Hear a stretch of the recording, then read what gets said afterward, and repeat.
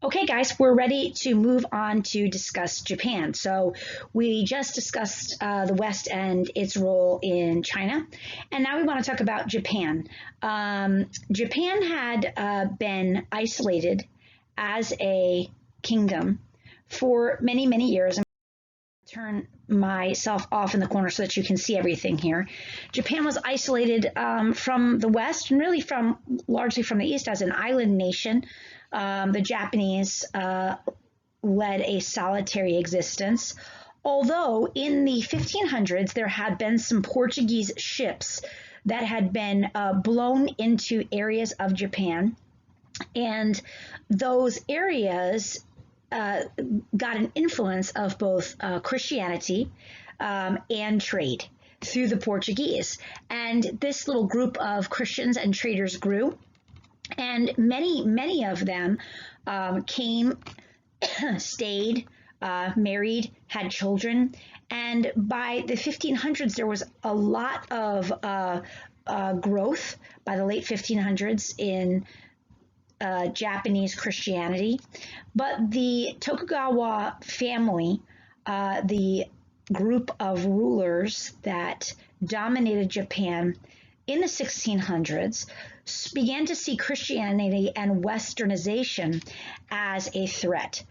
And therefore, they desired to quash Christianity. They thought this particular dynasty thought of this as Western, thought of this as something that was tamping down Japanese culture, something that was diluting true Japanese religion and Japanese way of life. And they wanted these Christians and therefore Western influence out of Japan. And so in 1640, the Tokugawa shogunate had enough power to really seal off the borders of Japan. And they did this by casting out foreigners, banning Christians, missionaries, Westerners from entering the borders of Japan. And if they needed to, they would make an example of Christian missionaries or Christians. This picture here is often referred to as the 26 martyrs, Christians that were crucified by the power forces of the shogunate to really make a clear show of their power and their lack of tolerance for Christianity.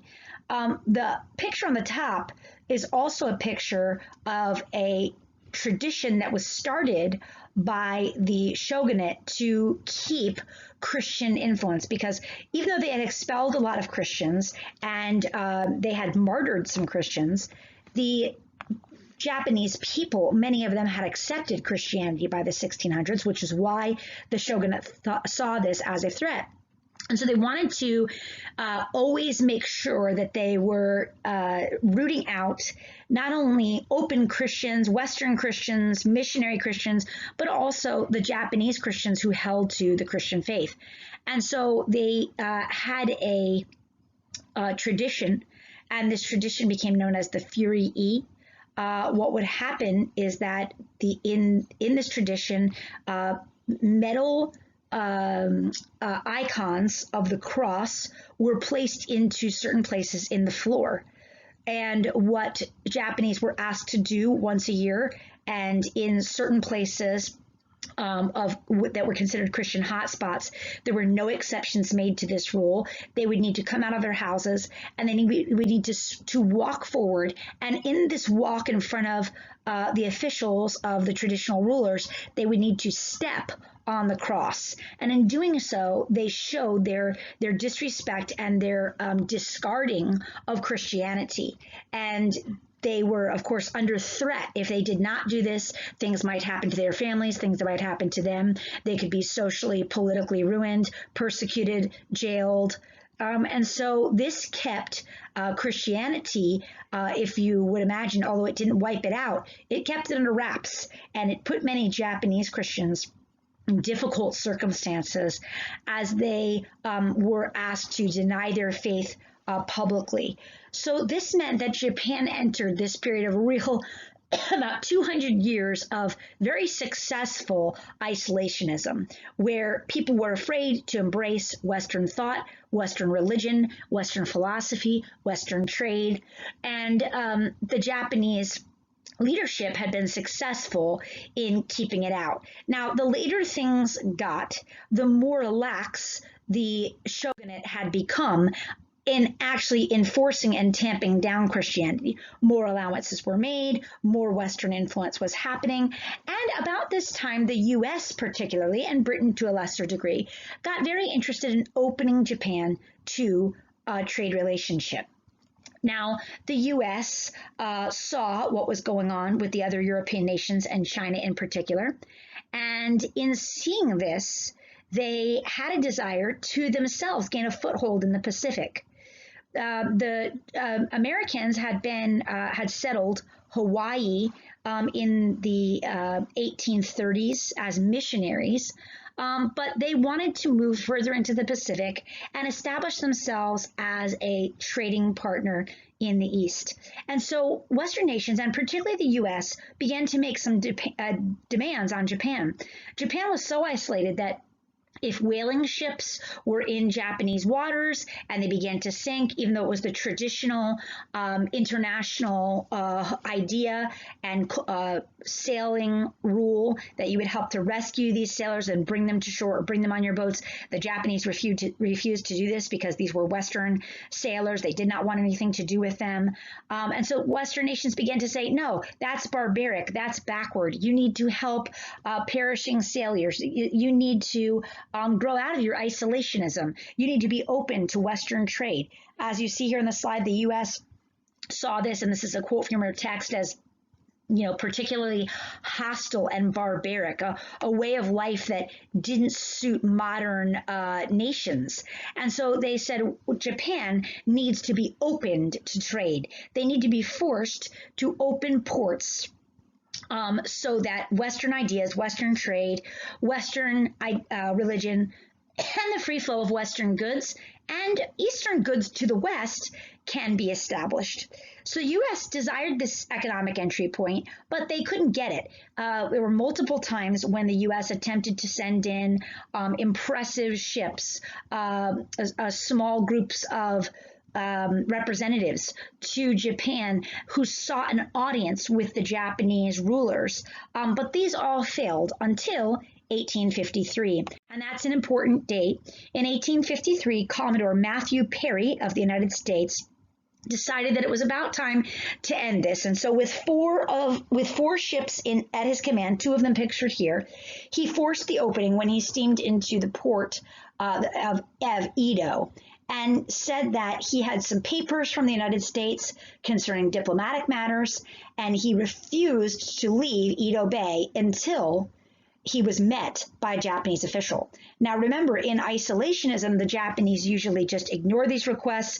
They turned back ships by force. If necessary, they attacked ships to keep Japan isolated.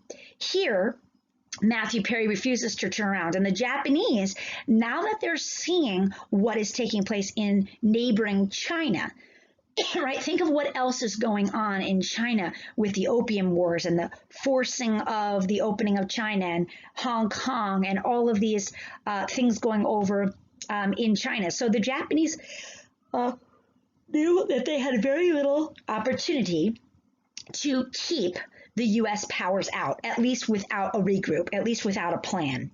And so they decided to allow Perry to come in and to speak to the Japanese leadership. They received Perry, and this receiving of Perry caused a lack of confidence of the most resistant Japanese traditionalists to the ruling regime. It was seen as weak for allowing Perry into the bay to even begin with, weak for agreeing to the audience with Perry, weak for putting Japan in the position to once again be visited and influenced by the West. And it created the conditions for the fall, for the fall of the shogunate and the creation of a modern Japanese nation state. Now we're going to have a modern Japanese nation state by 1912. we call what Matthew Perry did, you can call it gunboat diplomacy. Remember, we've talked a little bit about missionary diplomacy. We've mentioned dollar diplomacy. Gunboat diplomacy is when you get what you want from a foreign nation and you get agreement through the use of military power. And so we certainly see the U.S. wanting to exercise its military might. Is it for the purpose of economics? Yes, but it's also definitely for the purpose of nationalism. You can see that in this famous picture right here of Perry's delegation coming in to meet the Japanese emperor. And so the Japanese agreed to the Treaty of Kanagawa. What did it allow? It opened 2 ports to Western trade and then established a Western trade relationship. It established a U.S. consulate in Japan, proving that the U.S. would have further discussions with Japan in trade and international matters rather than allowing Japan to remain isolated. And it allowed the U.S. to establish a basis for trade in the Pacific, that entry point that they had wanted. And once the United States could enter and make itself known in the Pacific, it would have a shot at changing some of the policy in